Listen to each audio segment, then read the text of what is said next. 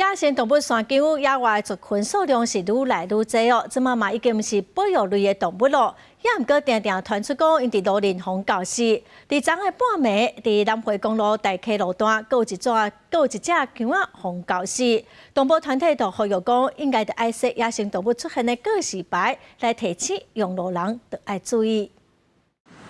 初五半暝，台九线南回公路大溪路段，车驶过的速度是真紧。有一个住伫附近的居民驶车要转去，发现路中央的分界线有倒一只动物，这个民众是错一条，落车一个看是姜仔，赶紧甲刷走，较袂阁有车通过去互惊到，甚至发生车祸。如果有对向来车，那就真的很危险。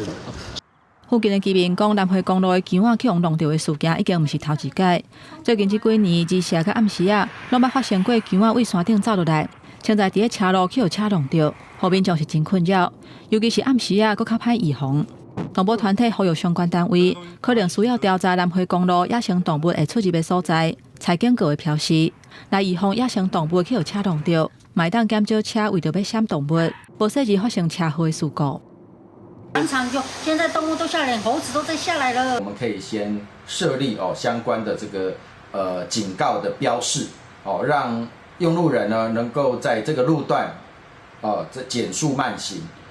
专家建议，内部山区野生的姜仔数量袂少，为着要找食的，有当时因会行去甲车路，会当伫因会出入的所在设置路边的栅栏，降低姜仔若通过车路的时阵去互车弄到的情形。记者综合报道。